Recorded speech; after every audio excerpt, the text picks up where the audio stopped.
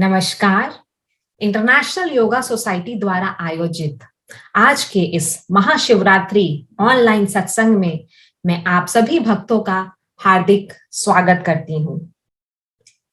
ये सत्संग हम गुरु वंदना से आरंभ करेंगे और फिर भगवान शिव का आवाहन रुद्राष्टकम स्रोत के साथ होगा और फिर चर्चा करेंगे हम भगवान शिव के इस रूप की और उसके प्रतीकात्मक अर्थ क्या है, उनके मंत्र पर, उनका पूजन कैसे किया जाए और उनसे रिलेटेड, शिव जी से रिलेटेड जो शिव पुराण में कुछ कथाएं हैं उन पे भी चर्चा करेंगे, उनका अर्थ समझने की कोशिश करेंगे और अंत में एक छोटे से शिव ध्यान के साथ इस सत्संग का समापन होगा।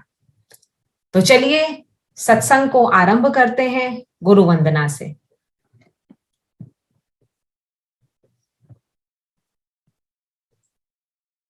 गुरुर्ब्रह्मा गुरुर्विष्णु गुरुर्देव महेश्वर गुरु साक्षात् परं ब्रह्म तस्मै श्री गुरुवे नमः। ध्यानमूलं गुरुरमूर्ति पूजामूलं गुरुपदं मंत्रमूलं गुरुरवाक्यं मोक्षमूलं गुरुकृपा। एकं नित्यं विमलमचलं सर्वधि साक्षिभूतं भावातीतं त्रिगुणरहितं सद्गुरुं त्वं नमामि। सद्गुरुं त्वं नमामि, सद्गुरुं त्वं नमामि। ओम। अब आज का जो शिवरात्रि है, आज शिव जी की रात्रि है। इस सत्संग में अब हम भगवान शिव का आवाहन करेंगे और रुद्राष्टकम स्रोत के साथ करते हैं। तो आइए हम सब मिलकर इस रुद्राष्टकम स्रोत का पाठ करें।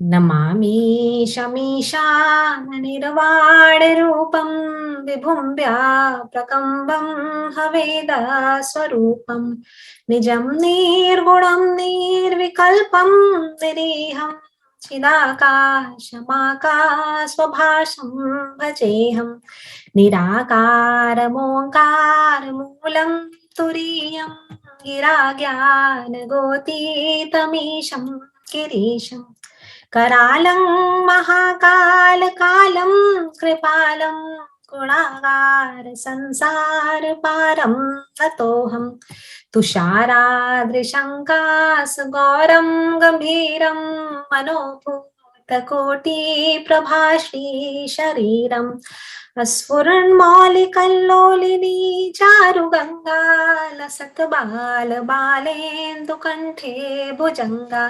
चलत्कुण्डलम्भो सुनेत्रं विशालं प्रसन्नाननं नीलकण्ठं दयालं मृगाधीशचर्माम्बरं मुण्डमालं प्रियं शङ्करं सर्वनाथं भजामि प्रचण्डं प्रकृष्टं प्रगल्भं परेशम् अखण्डम् अजन्भानुकोटिप्रकाशं त्रयः शूलनिर्मूलनं शूलपाणिं भजेऽहं भवानीं पतिं भावगम्यं कलातीतकल्याणकल्पान्तकारी सदा सज्जनानन्ददाता पुरारी चिदानन्दसन्दोहमोहापहारी प्रसीद प्रसीद प्रभो मन्मथारी न यावदुमानाथ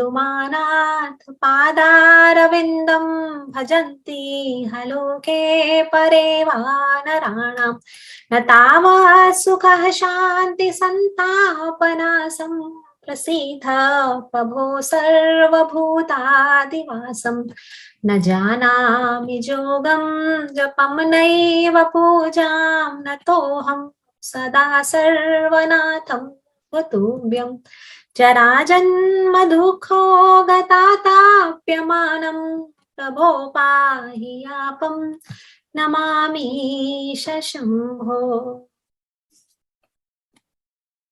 अब भगवान शिव के आवाहन के बाद हमारे सामने भगवान शिव का रूप प्रस्तुत है।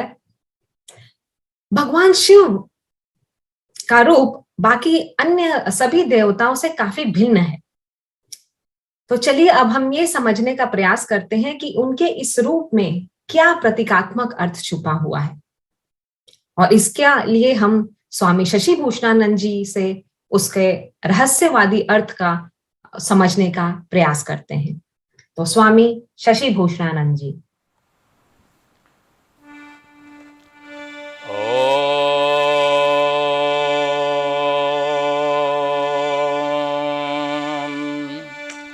ध्यानमूलं गुरुरमूर्तिः पूजामूलं गुरुपदं मंत्रमूलं गुरुर्वाक्यं मोक्षमूलं गुरुकृपा।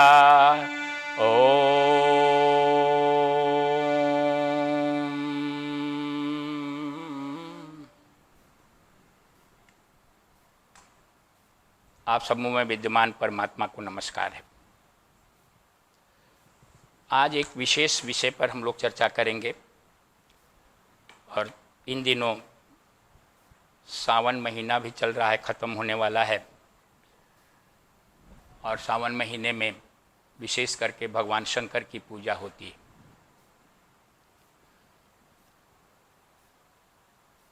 लेकिन बहुत कम लोग हैं जो भगवान शंकर को उनके रूप के माध्यम से, उनके विग्रह के माध्यम से क्या रहस्यात्मक संदेश दिया गया है, उसको बहुत कम लोग जान पाते।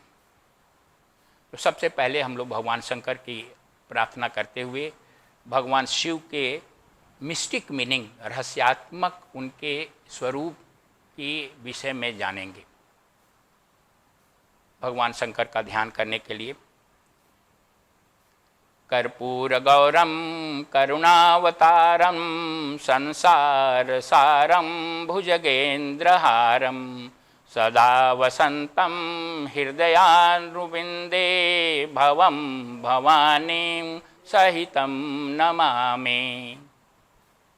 हम लोग ऐसे भगवान शंकर को नमस्कार करते हैं जिनका श्वेत वर्ण कर्पूर की तरह जिनका वर्ण है, जो संसार के सार हैं, एसेंस ऑफ द वर्ल्ड हैं, जिनके गले में भुजंग की मालाएं यानी सर्प की मालाएं हैं, और जो भगवती देवी भगवती के साथ उनका हम नमस्कार करते हैं, जो सबके हृदय में निवास करने वाले हैं।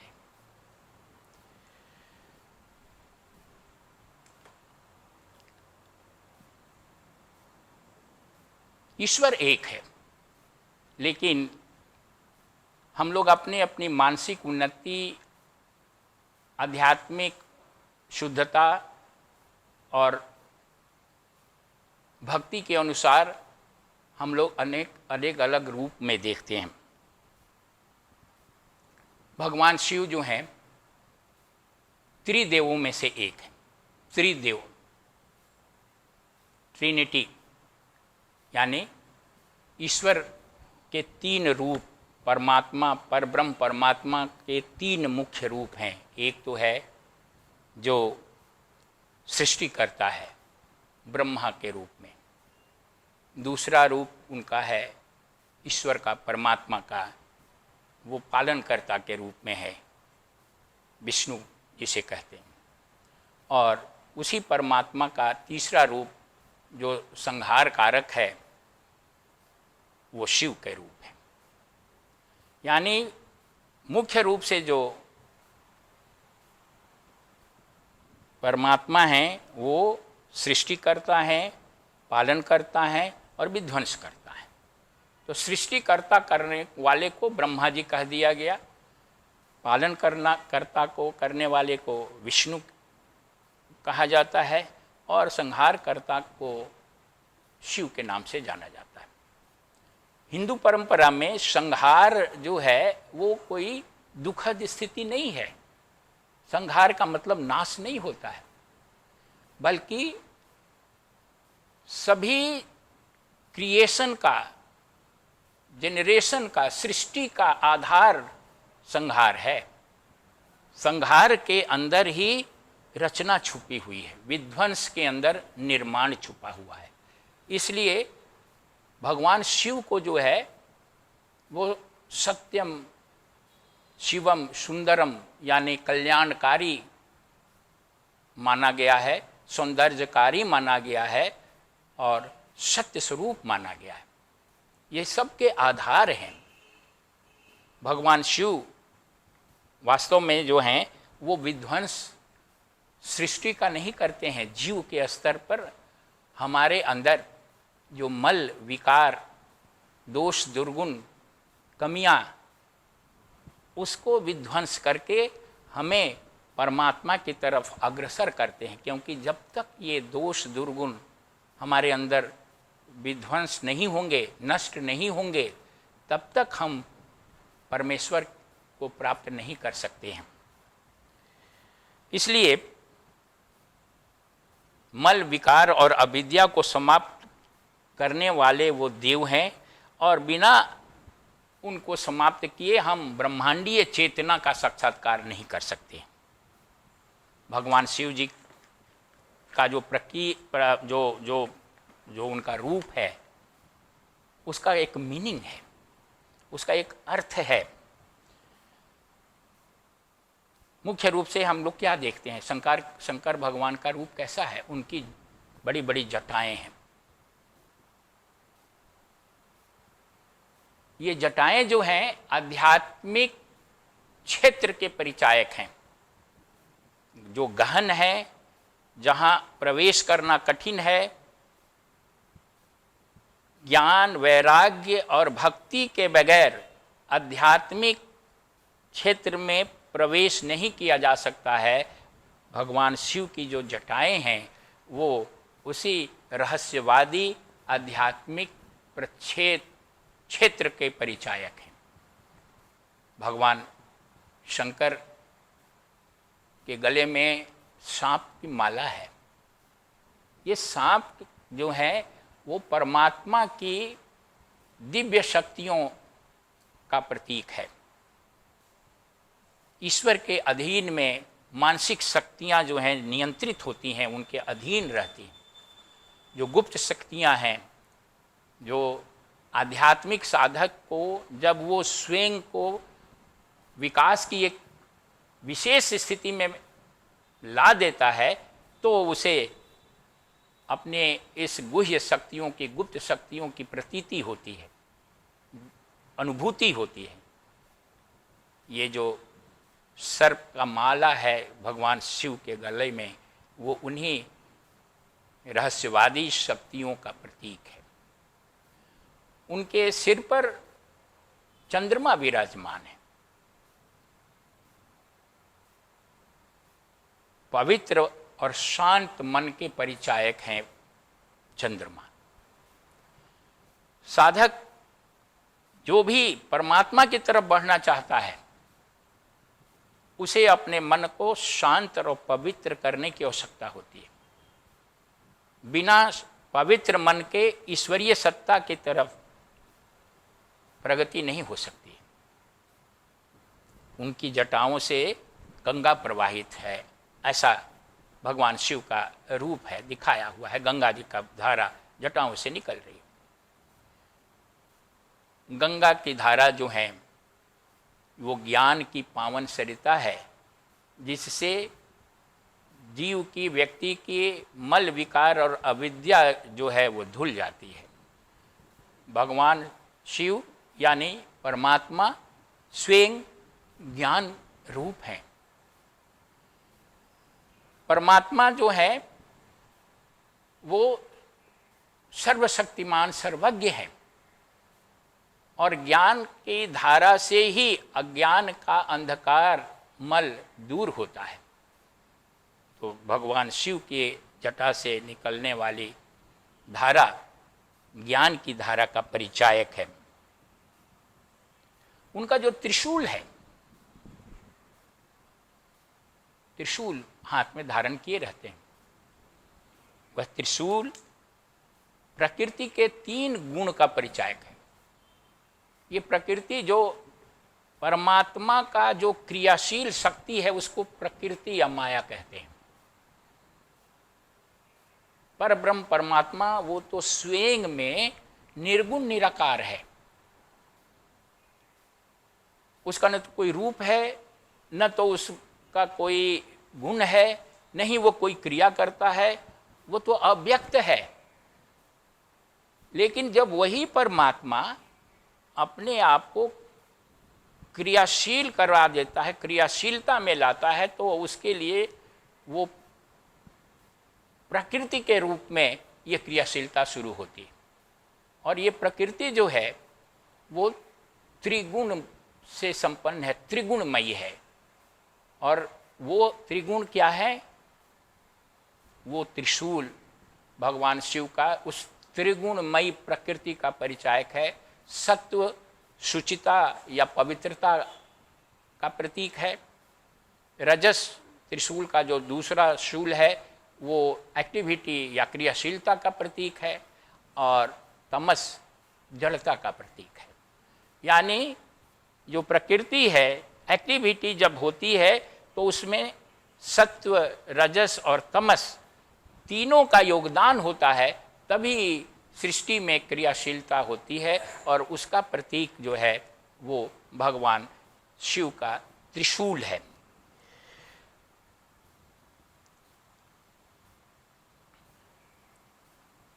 भगवान शिव, शिव का मतलब होता है मंगलकारी, वरदान देने वाले हैं, मंगलकारी हैं।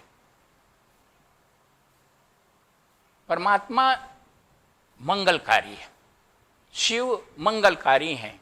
जहाँ भी सौम्यता है, शुभ्रता है, सौंदर्य है, वह शिव तत्व है। और भक्त जैसे जैसे भगवान शिव के इस विग्रह का ध्यान करते हैं, इस भाव से ध्यान करते हैं, उनके रूप का ध्यान करते समय उन रूपों के प्रतीक अर्थ को अपने हृदय में धारण करके जब ध्यान करते हैं तो उनको आध्यात्मिक गहराई प्राप्त होती है। भगवान शिव को के आवाहन करने का मंत्र है, बहुत सहज मंत्र है, ओम नमः शिवाय। मैं भगवान शिव को नमस्कार करता हूँ। इसका शाब्दिक अर्थ या ऐसा ही हुआ। लेकिन प्रत्येक मंत्र जो है वो एक अलग विज्ञान है। मंत्र विज्ञान बीजाक्षरों से बना होता है। प्रत्येक जो मंत्र में अक्षर होते हैं वो बीजाक्षर होते हैं। किसी न किसी हमारे अंदर जो कुंडलिनी शक्ति है, जो कुंडलिनी चक्र है, उस कुंडलिनी चक्र में अनेक प्रकार के ध्वनियाँ हैं। वो गहराई से आपको किसी और व्याख्यान में बताया जाएगा। तो ये प्रत्येक अक्षर मंत्र का एक विशेष स्पंदन उत्पन्न करता है। और हमारे अंदर उस स्पंदन से, हमारे सूक्ष्म शरीर, कारण शरीर में उस स्पंदन से हमारे अंदर जो अलग अलग सूक्ष्म केंद्र हैं, वो केंद्र उससे प्रदीप्त होते हैं, जागृत होते हैं और शक्ति प्रदान करते हैं। ये जो ओम नमः शिवाय मंत्र है भगवान शिव को आह्वान करने का, उससे सुख, समृद्धि, सफलता, दीर्घ जीवन, स्वास्थ्य ये सब प्राप्त होता है। इसके साथ साथ इन मंत्रों का रहस्यवादी अर्थ भी है। उस रहस्यवादी अर्थ के भाव के साथ जब आप मंत्र का जाप करते हैं तो उस मंत्र की शक्ति से आपको भोग और अपवर्ग यानी भौतिक सुख के अनुभव, भोग, और अपवर्ग यानी मुक्ति, ये दोनों प्राप्त होती है। तो भगवान शिव का जो विग्रह है वो यही बताता है कि वो परमात्मा का विध्वंसक जो पक्ष है उसके प्रतीक हैं और उनके माध्यम से भी हम परमात्मा तक पहुंच सकते हैं। ओम शांति ही शांति ही शांति ही। हरिओम तत्सत। अभी आपने स्वामी शशि भूषणानंद जी से भगवान शिव के प्रतीकात्मक अर्थ को समझा और उन्होंने उनके मंत्र के विषय में भी थोड़ा आपको बताया। वैसे तो भगवान शिव के अनेक मंत्र हैं, लेकिन आज हम जिस मंत्र पर विशेष प्रकाश डालेंगे वो उनका सबसे सहज मंत्र है, ओम नमः शिवाय। सब इस मंत्र से परिचित हैं। हमारे धर्म शास्त्रों में जितने भी मंत्र हैं, असल में ये मंत्र कोई साधारण अक्षरों से मिलके नहीं बने हैं। ये बीजाक्षरों से मिलके ये मंत्र का निर्माण होता है। और बीजाक्षर, हर एक बीजाक्षर कुछ ना कुछ डिनोट करता है, कोई संदेश देता है, और वो हमारे शरीर, भौतिक शरीर, सूक्ष्म शरीर, कारण शरीर पे कहीं ना कहीं उसका प्रभाव होता है। इसलिए ये मंत्र कुल मिलाके बड़े प्रभावशाली होते हैं। बट इन मंत्र का जाप अगर उनके अर्थ के साथ किया जाए तो उसका इफेक्ट कुछ ज्यादा ही अच्छा हो जाता है। अब आते हैं अर्थ पर। कोई भी हम मंत्र लें, उसके दो अर्थ होते हैं, एक शाब्दिक अर्थ जो लिटरल मीनिंग है, और दूसरा उससे भी ज्यादा महत्वपूर्ण है, जो उसके अंदर गुह्य अर्थ छुपा है उसको समझने का प्रयास करना। तो इस मंत्र को लेते हैं, ओम नमः शिवाय।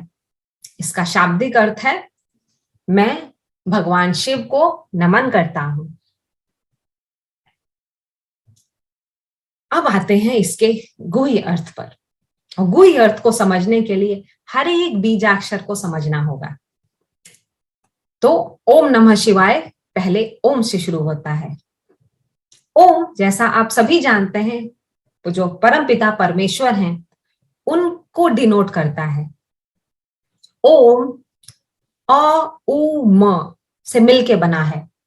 अ से आप गर्दन से शुरू करते हैं, और म ओम जब करते हैं, म से आप होठ बंद करते हैं।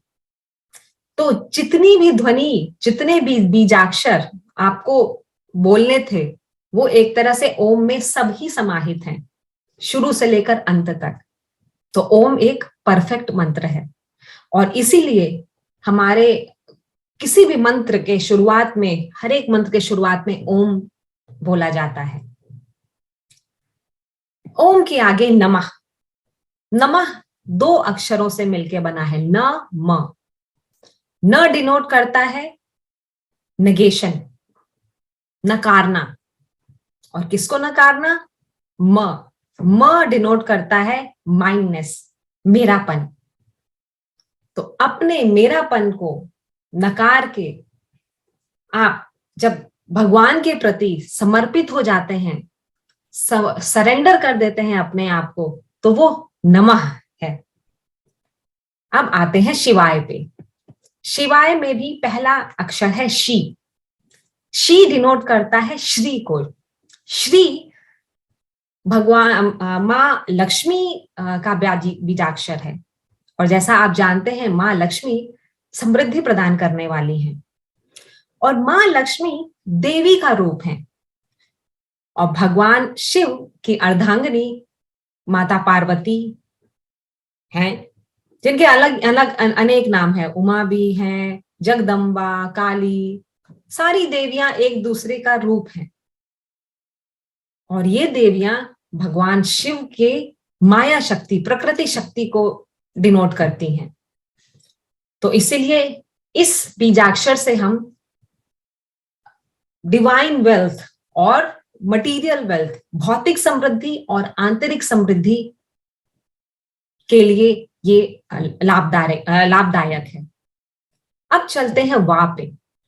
वा मतलब स्पिरिचुअल एक्सपेंशन ऑफ कॉन्शियसनेस, आपकी चेतना का आध्यात्मिक विस्तार। इससे आपके थॉट्स, आपकी फीलिंग्स सब विस्तार करती हैं और फाइनली आप उस ईश्वर में जाके मिल जाते हैं। और अंतिम बीजाक्षर है इस मंत्र का व, य बीजाक्षर है हृदय का।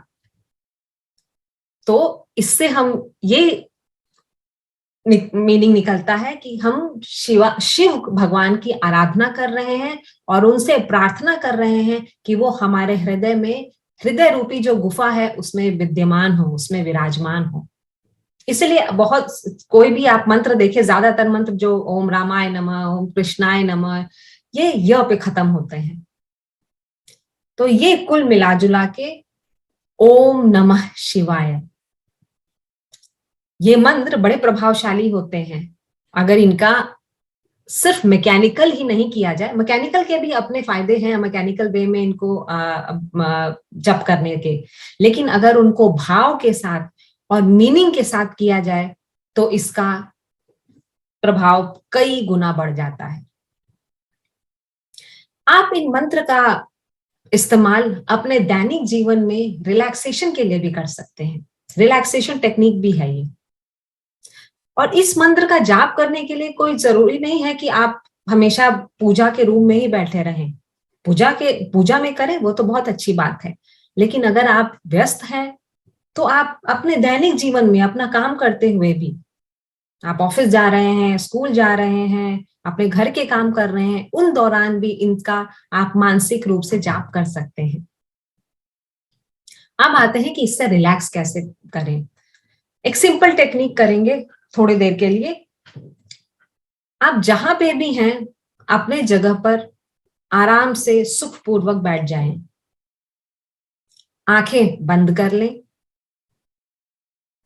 और ऐसा ध्यान करें कि आप कैलाश पर्वत के पास पहुंच गए हैं और कैलाश पर्वत के नीचे हाथ जोड़ के आप खड़े हैं। अब ओम के साथ आप ये फीलिंग लाएं, आप ये इमेजिन करें कि आप कैलाश पर्वत के ऊपर जा रहे हैं। अब कैलाश पर्वत के ऊपर पहुंचकर नमः, जब आप नमः कह रहे हैं तब आप भगवान शिव की प्रदक्षिणा कर रहे हैं, भगवान शिव के साक्षात दर्शन कर रहे हैं और उससे अति प्रसन्न हो रहे हैं। और उसके बाद शिवाय के साथ आप नीचे कैलाश पर्वत के नीचे आ रहे हैं और अपने नॉर्मल कॉन्शियसनेस में वापस आ रहे हैं। तो ओम के साथ कैलाश पर्वत के ऊपर जा रहे हैं, नमः भगवान शिव की प्रदक्षिणा कर रहे हैं, उनके दर्शन कर रहे हैं, शिवाय के साथ आप कैलाश पर्वत से वापस नीचे आ रहे हैं। तो दैनिक जीवन में आप इसका कहीं पे भी ये रिलैक्सेशन टेक्निक अपने अप्लाई कर सकते हैं। और ऐसा करने से, इस मंत्र का जाप करने से भाव के साथ, मीनिंग के साथ आपके जीवन में सुख, शांति और समृद्धि आती है और शिव भगवान इससे प्रसन्न होते हैं। अब मंत्र के बाद अब हम ये जानने की कोशिश करते हैं कि हमें ईश्वर की, भगवान शिव की कैसे पूजा करनी चाहिए। इसको समझने के लिए हम एक कहानी के माध्यम से इसको समझते हैं। कहानी के माध्यम से चीजें समझना आसान हो जाता है। प्राचीन काल में एक शिकारी था। वह शिकार करना उसका व्यवसाय था और शिकार करके वो अपने घर वालों का पेट भरता था। वो रोज सुबह निकल जाता था, शिकार करता था, शाम को वापस आ जाता था। एक दिन वो शिकार करने जंगल गया। उस दिन उसको कोई शिकार नहीं मिला। दिन भर वो इधर उधर घूमता रहा, वो शिकार नहीं कर पाया। शाम हो गई, रात होने को आई। अब उसको लगने लगा मैं तो खाली हाथ हूं, वापस जाके मैं क्या करूंगा। तो वो दुखी हो गया, और चूंकि रात हो चुकी थी तो उसने वापस जंगल चला गया और जंगल में ही अपराध गुजारने की उसने निश्चय किया। अब उसको अपनी रात गुजारने के लिए कहीं कोई पेड़ ढूंढना था, तो वो ढूंढने लगा। तो उसके सामने उसको एक बिलवा पेड़ दिखा और वो उस बिलवा पेड़ पे चढ़ गया। उसके बाद रात हो चुकी थी, जंगल में जानवरों ने घूमना शुरू किया और उसके पास उसका तीर कमान अभी तक था। तो उसने अपना तीर निकाला और कमान पे चढ़ाया, लेकिन किसी वजह से उसके मन में अहिंसा की भावना जग गई और वो उन जानवरों को नहीं मार पाया। फिर वो इन सब दिन भर की परेशानी, भूखा प्यासा वो दिन भर का था ही, भूखा प्यासा, और कुछ दिन भर शिकार नहीं हो पाया, उससे वो बहुत दुखी हो गया और दुखी होकर रोने लगा। उसके आंसुओं की धारा, आंखों से आंसुओं की धारा बहने लग गई और दुखी मन से वो बिलवा के पत्ते तोड़ तोड़ के नीचे गिराने लगा। फ्रस्ट्रेशन था उसको, क्या करे। अब हुआ यूं कि उस बिलवा पेड़ के नीचे कुछ ट्राइबल लोगों ने शिवलिंग की स्थापना की थी। तो उसके पत्ते, बिलवा के पत्ते और आंसू उसके शिवलिंग पे जा रहे थे। और संयोगवश उस दिन शिवरात्रि था, शिवरात्रि का दिन था। तो उसकी इस पूजा से भगवान शिव प्रसन्न हो गए। भगवान शिव बम भोले हैं, बहुत जल्दी प्रसन्न हो जाते हैं। उन्होंने शिकारी की मन की इच्छा पूरी की, उसको धन्य धान दिया और अंत में मृत्यु उपरांत वो भगवान के धाम पहुंचा। तो ये कहानी है, और इसका अगर हम शाब्दिक अर्थ निकालें तो हम ये जानेंगे कि भगवान शिव जलाभिषेक प्रिय हैं, अभिषेक प्रिय हैं। उन पे जलाभिषेक किया जाता है, लगातार धार से उन पर जल चढ़ाया जाता है, उन पे बिलवा पत्ते चढ़ाए जाते हैं, बिलवा के पत्ते चढ़ाए जाते हैं, और अन्य तरीकों से उनकी फल फूल से उनकी आराधना की जाती है।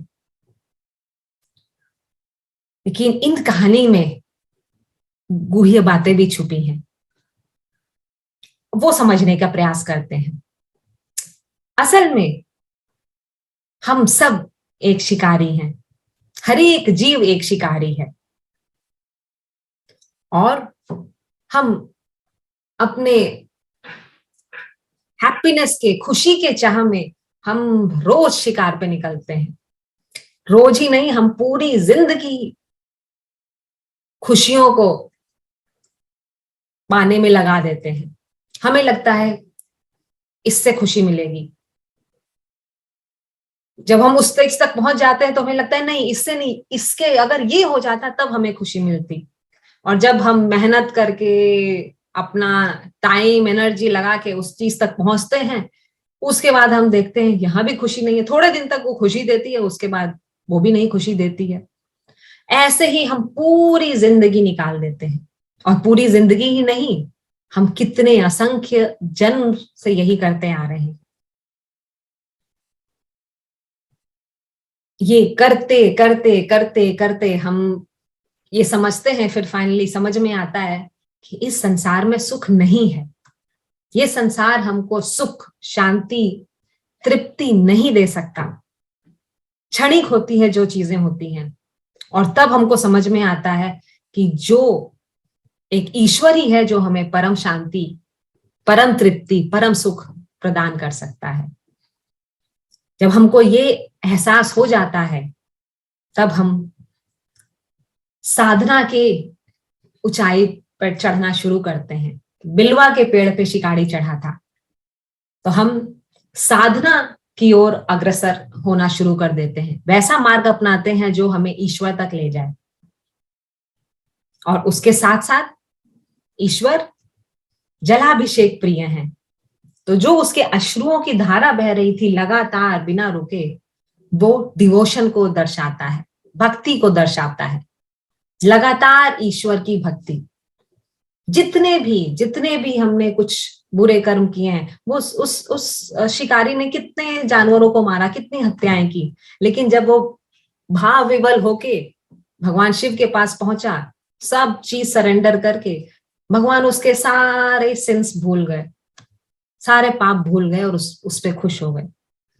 ऐसे ही हमें भी पूरी श्रद्धा, पूरे भाव के साथ भगवान शिव को अपना अर्पण करना चाहिए। वो बिलवा के पत्ते तोड़ रहा था।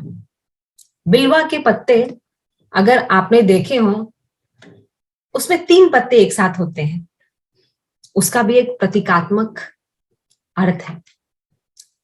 बिलवा के पत्ते से मतलब है हमारे जीवन में भी बहुत सारे ट्रायड्स हैं, बहुत सारी त्रिकुटी है, उन सारी त्रिकुटी को भगवान शिव के चरणों में अर्पित कर देना। हम गुण की बात करते हैं।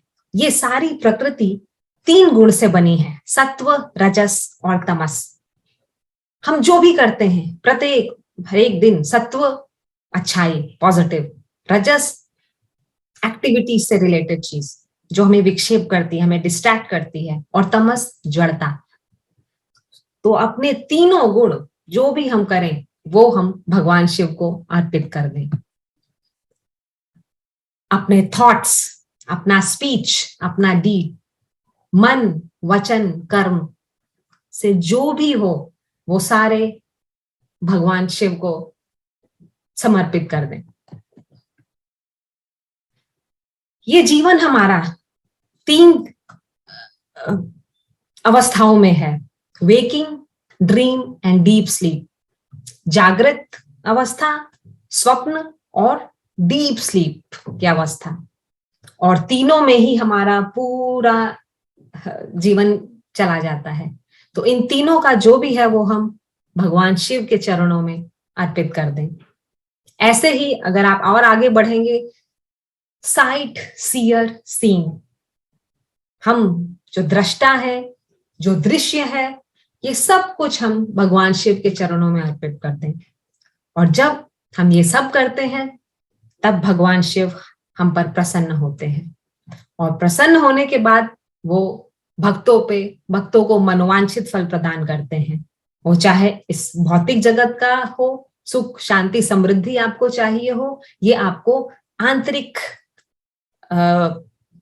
प्रगति चाहिए हो, वो आपकी मनोकामना पूरी करते हैं। मनोकामना तो वो पूरी कर देते हैं, लेकिन उसके साथ हमें एक चीज का ध्यान रखना बड़ा जरूरी है कि भगवान शिव भोले हैं।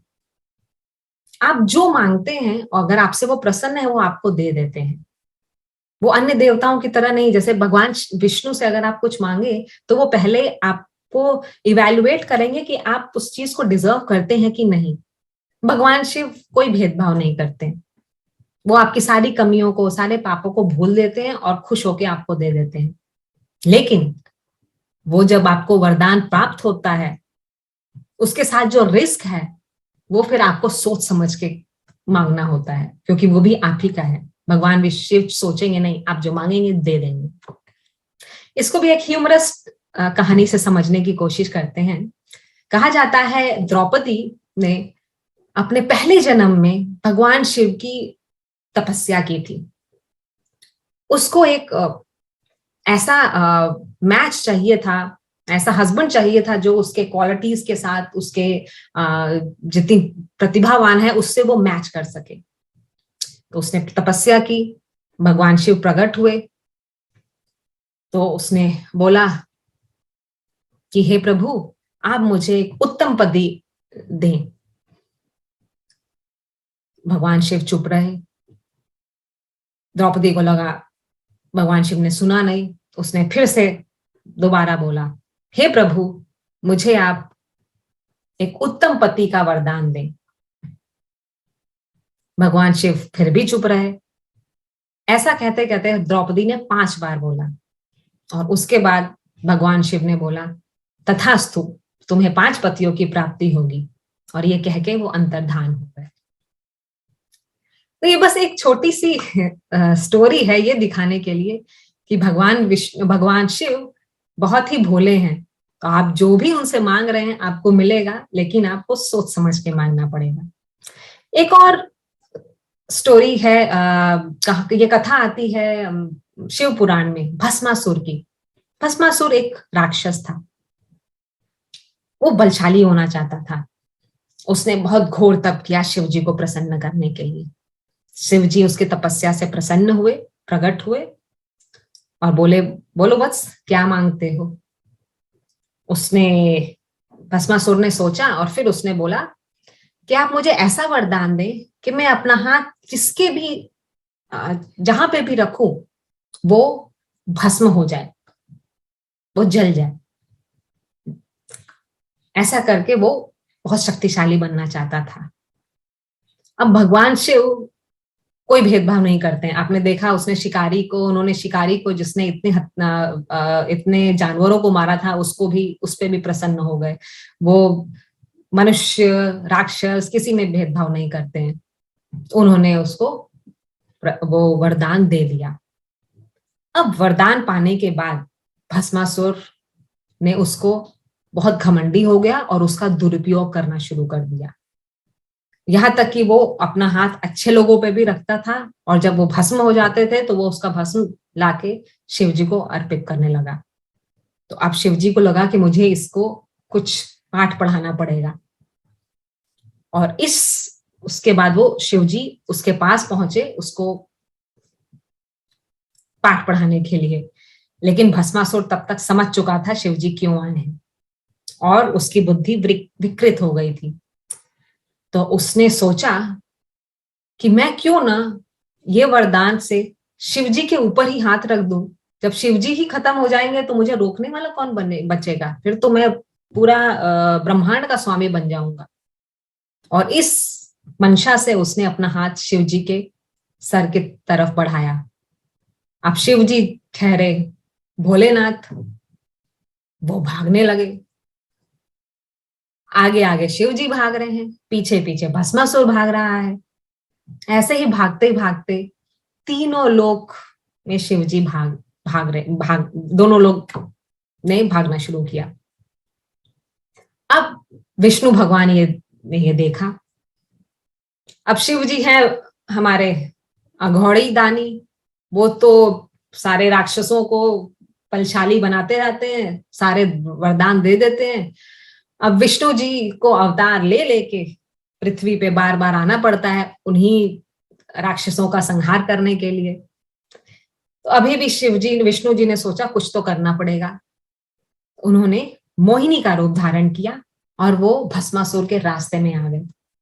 भस्मासुर मोहिनी को देखकर डिस्ट्रैक्ट हो गया और फिर मोहिनी ने भस्मासुर के साथ डांस करना शुरू किया। जैसे जैसे मोहिनी नृत्य करती गई, महिषासुर उसको जो जो जो वो कर रही थी वो करता गया। तो मोहिनी ने नृत्य करते करते अपने सर पे अपना हाथ रखा और भस्मासुर मंत्रमुग्ध तो था ही, उसने भी बिना सोचे समझे अपने सर पर अपना हाथ रख दिया और इसी तरह वह अपने ही वरदान के वजह से भस्म हो गया, मारा गया। तो ये कथा शाब्दिक अर्थ तो यही है कि हमारे बम भोले सब कुछ दे देते हैं बिना सोचे समझे, वो खुद भी परेशानी में पड़े और ये जो भस्मासुर है वो खुद अपने ही वरदान से मारा गया। लेकिन इसके अंदर अगर जाए तो भस्मासुर असल में हमारे मैंपन, अस्मिता, अहंकार, इसको दर्शाता है। हम ये जो अहंकार है, हम जिस चीज पे भी हाथ रख दें वो चीज नष्ट हो जाती है। इस दुनिया में आप कुछ भी देख लीजिए, जिसको आप कहेंगे ये मेरा है, वो नष्ट होना ही है, आज नहीं तो कल। सबसे ज्यादा क्या हम अपने शरीर को मानते हैं कि ये शरीर हमारा है, बट क्या ये शरीर हमारा नष्ट नहीं होगा? यहां बैठे सब लोग 80-90 वर्षों के अंदर ही ये हमारा शरीर नष्ट हो जाएगा। तो सब कुछ तो भस्म ही होने वाला है।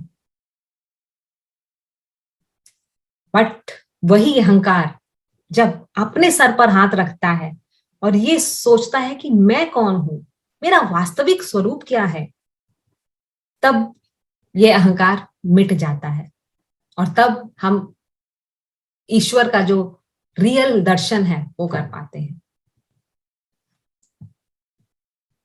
इसको एक और, चूंकि शिवरात्रि का दिन है और शिव जी और पार्वती से रिलेटेड जो कथा है, उसमें मैं एक छोटे से इंसिडेंट्स को लेना चाहूंगी। कथा तो बहुत बड़ी है, आप सबको पता है।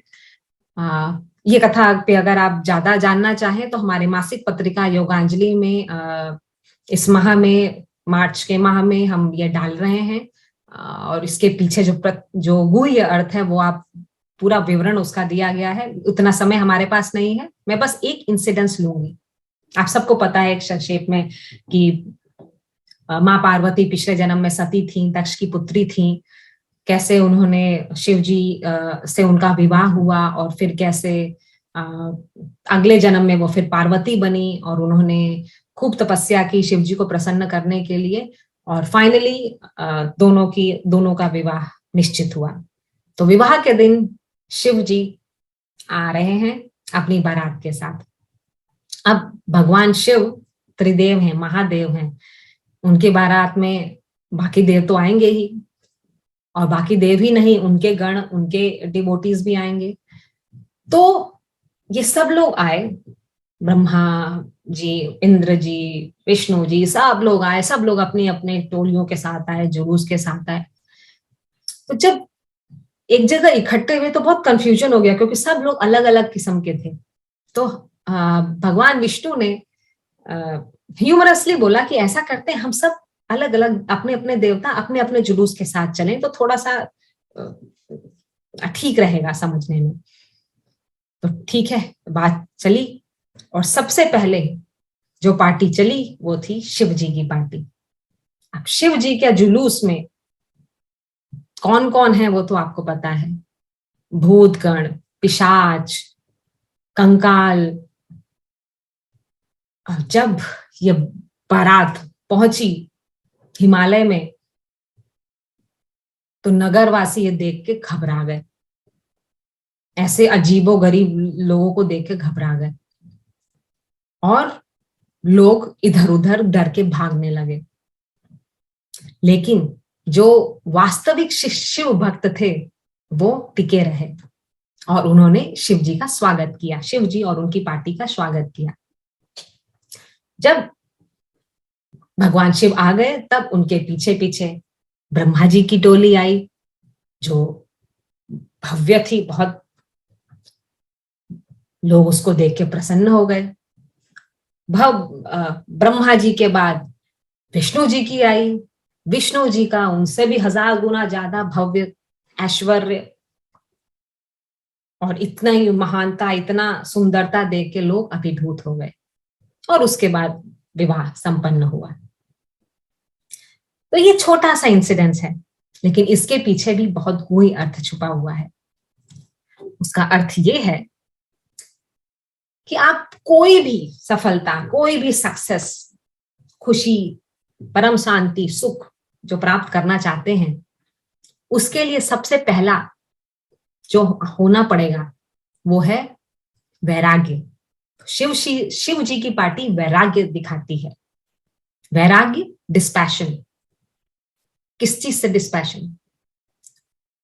डिस्पैशन तब होगा जब आपको रियल ट्रुथ का पता चले।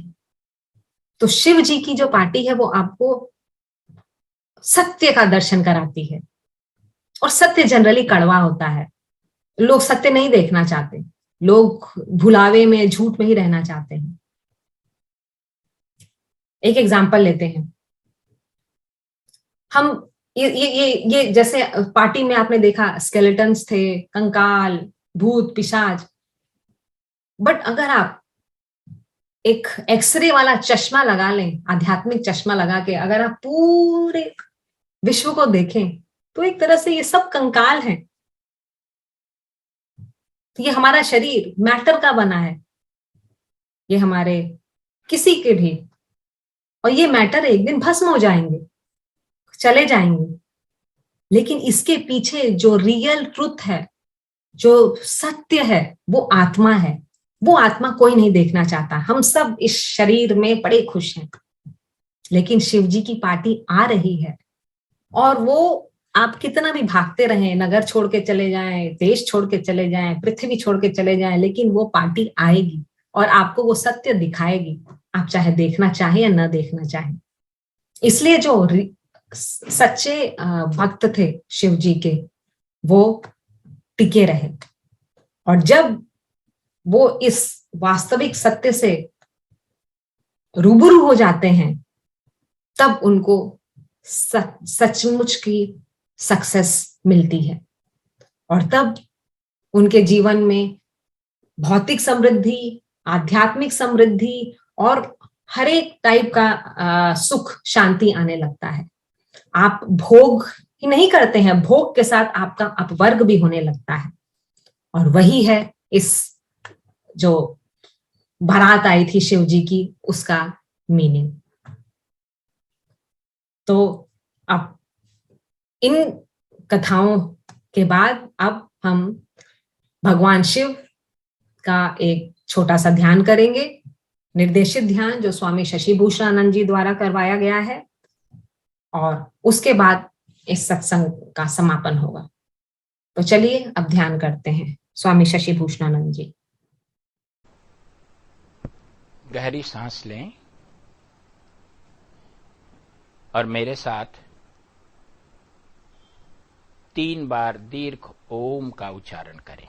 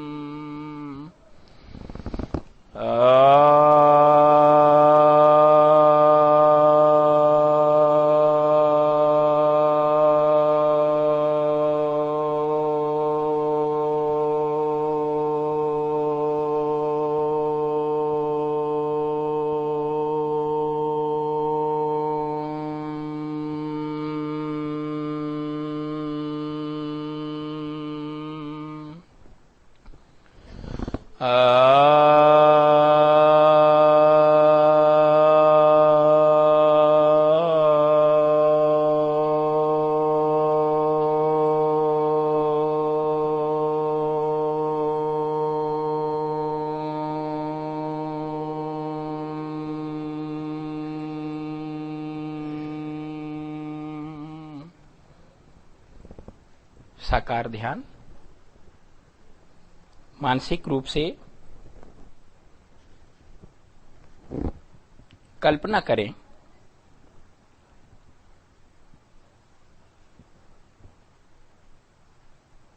कि संसार के संहार करने वाले भगवान शिव आपके समक्ष उपस्थित हैं, और अनेक देवी देवता उनका पूजन कर रहे हैं।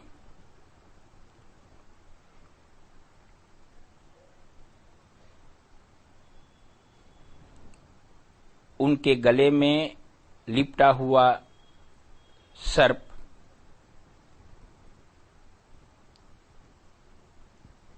सिद्धियों का परिचायक है।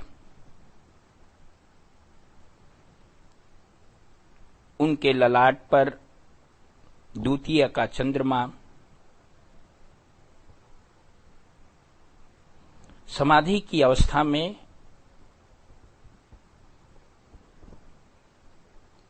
मन पर पूर्ण नियंत्रण का प्रतीक है।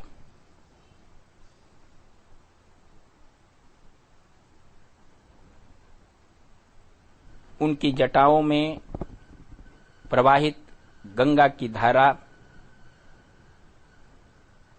ज्ञान की धारा का परिचायक है।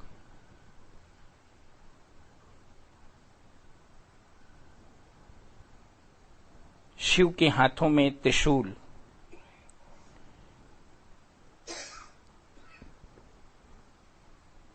सांसारिक प्रपंच के अनेक त्रिपुटी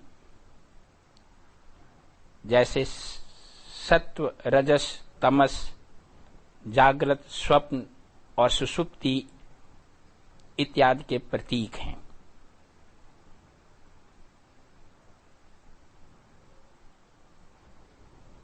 शिव के प्रति अपार श्रद्धा और भक्ति विकसित करते हुए उन्हें परब्रह्म परमेश्वर के रूप में देखें और अपने आप को उनके प्रति समर्पित करें।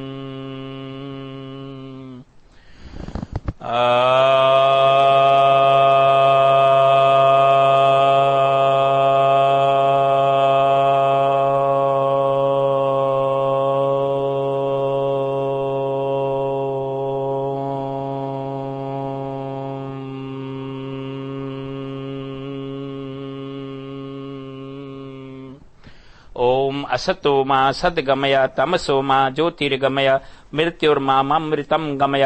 ओम सर्वेषां स्वस्तिर्भवतु, सर्वेषां शान्तिर्भवतु, सर्वेषां पूर्णं भवतु, सर्वेषां मंगलं भवतु, सर्वे भवन्तु सुखिनः, सर्वे सन्तु निरामयाः, सर्वे भद्राणि पश्यन्तु, मा कश्चित् दुःखभाग् भवेत्। ओम पूर्णमदः पूर्णमिदं पूर्णात् पूर्णमुदच्यते पूर्णस्य पूर्णमादाय पूर्णमेवावशिष्यते। ओम शांति शांति शांति।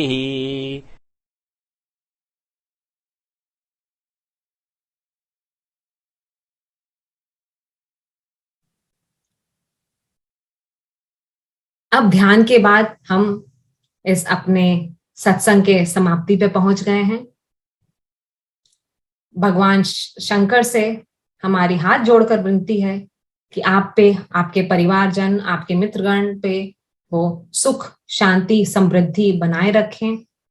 आपका अज्ञान को हटाएं ताकि आप उस परम सुख, परम शांति, परम तृप्ति को प्राप्त कर सके।